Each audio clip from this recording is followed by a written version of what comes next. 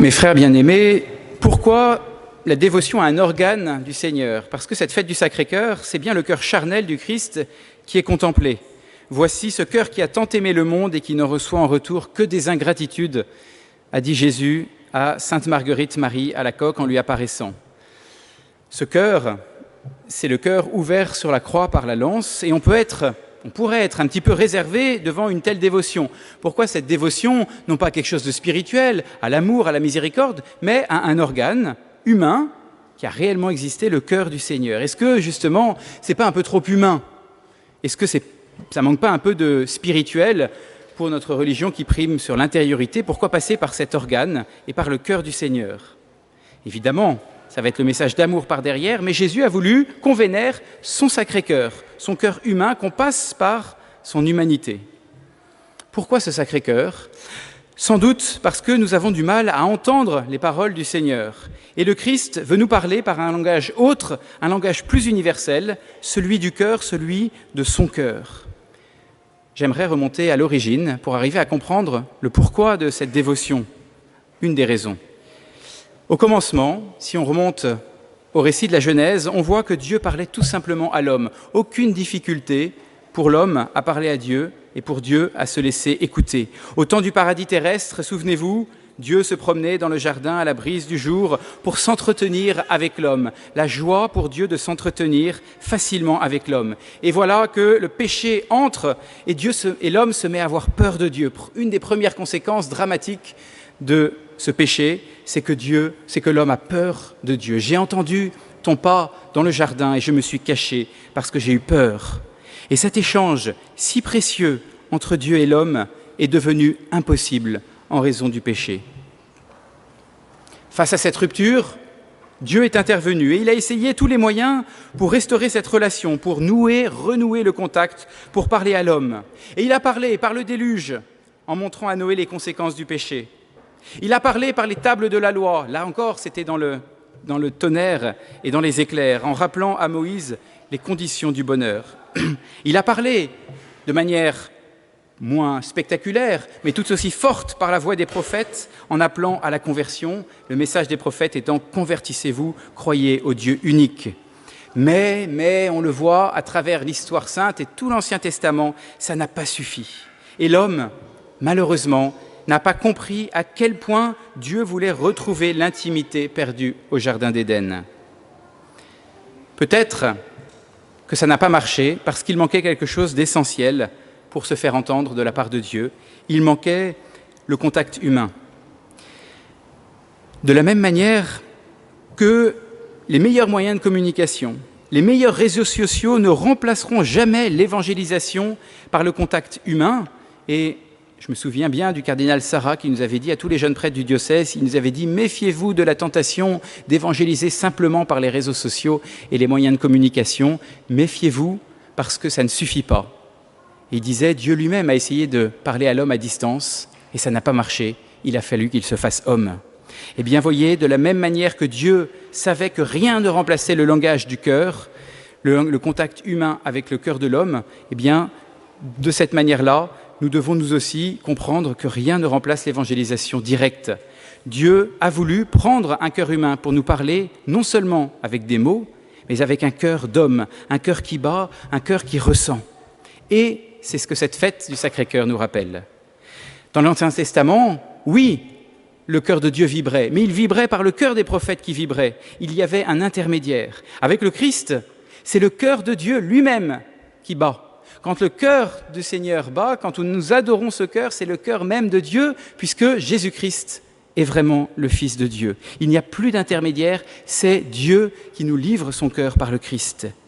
Et parce que ce cœur du Christ bat, a battu il y a 2000 ans sur les routes de Jérusalem, de Terre Sainte, qui continue à battre dans le Saint-Sacrement, parce que ce cœur bat, il nous dit beaucoup plus que de simples mots.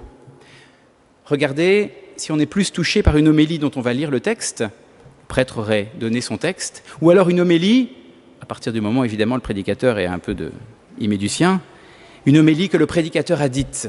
où il y met son cœur, il y livre toute son énergie et tout son cœur. On voit la différence entre un texte qui est simplement lu et un texte qui est dit avec le cœur. Le cœur va toucher notre propre cœur. Eh bien, c'est pareil avec le Seigneur. Si Dieu s'est fait homme, s'il a voulu nous parler avec son propre cœur, c'est pour nous parler au-delà des mots, pour nous parler en cœur à cœur.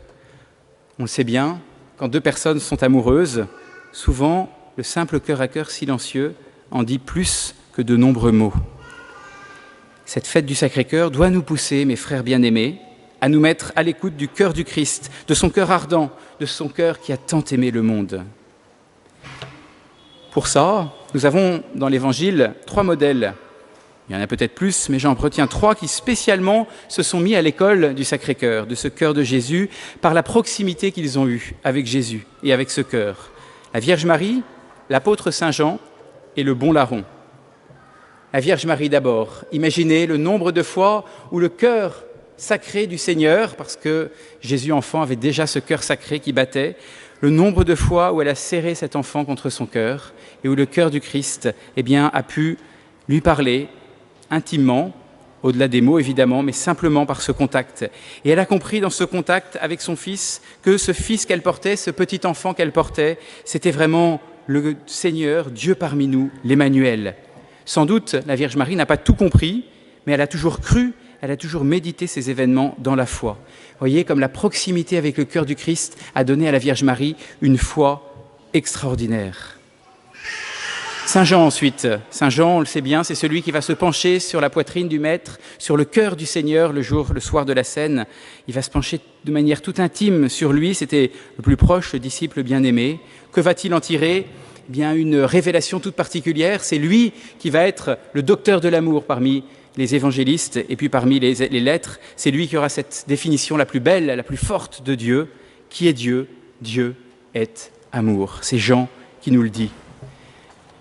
Et si vous lisez ces épîtres, ces 3 épîtres qu'il nous a laissées, on voit comment elles sont centrées sur cette vérité. Dieu nous a aimés le premier et il nous faut à notre tour l'aimer. Il a compris par ce contact avec le Sacré-Cœur l'importance de la charité du Seigneur.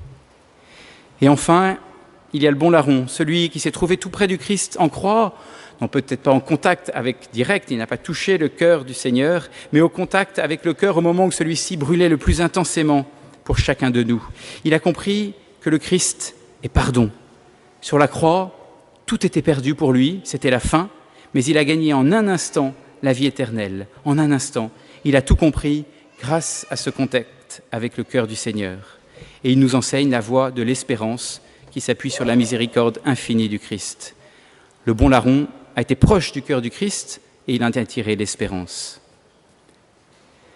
Mes frères bien-aimés, dans notre vie spirituelle, dans notre vie chrétienne, dans notre relation à Dieu, il faut bien sûr chercher à grandir dans les vertus humaines. La force, la patience, la douceur, la tempérance, l'humilité, etc. Toutes ces vertus qui font qu'on devient pleinement homme et pleinement heureux. Mais notre vie spirituelle doit d'abord chercher à grandir dans les vertus surnaturelles, dans les 3 vertus théologales, ces vertus qui nous centrent directement avec le Seigneur.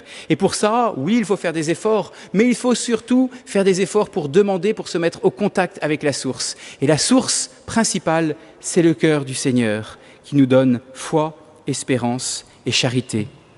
À l'école de la Sainte Vierge, de Saint Jean l'apôtre, du bon larron, il nous faut nous rapprocher du cœur du Christ, de ce cœur qui continue à battre et à se donner dans l'Eucharistie.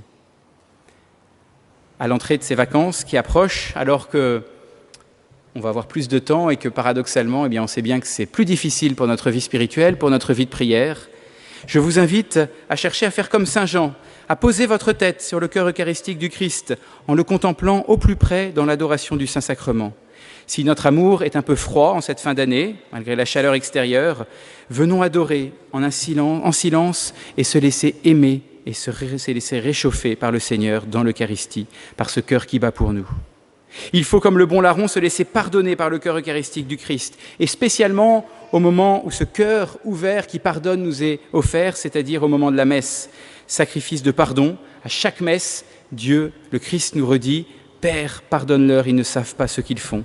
Même si, pour telle ou telle raison, peut-être nous ne pouvons pas communier, nous pouvons toujours demander pardon et avoir accès au pardon qui vient du Christ par le sacrement de l'Eucharistie. Quand j'assiste à la messe, j'assiste au sacrifice qui me purifie de mes péchés. Et il faut aussi, comme Marie, accueillir dans notre corps le cœur eucharistique du Christ par la communion, non pas par routine, mais pour que le cœur du Christ batte lui-même en nous, que tout à l'heure nous puissions communier en disant « Par cette communion, je veux que votre cœur batte davantage en moi, Seigneur ». Mes frères bien-aimés, si nous nous rapprochons du cœur du Christ de ces trois manières, même si nous ne sentons rien, même si nous n'entendons rien, même si nous ne parlons pas et restons silencieux, ce cœur qui a tant aimé le monde nous touchera et fera grandir en nous, invisiblement, la foi, l'espérance et la charité. Amen. Au nom du Père et du Fils et du Saint-Esprit.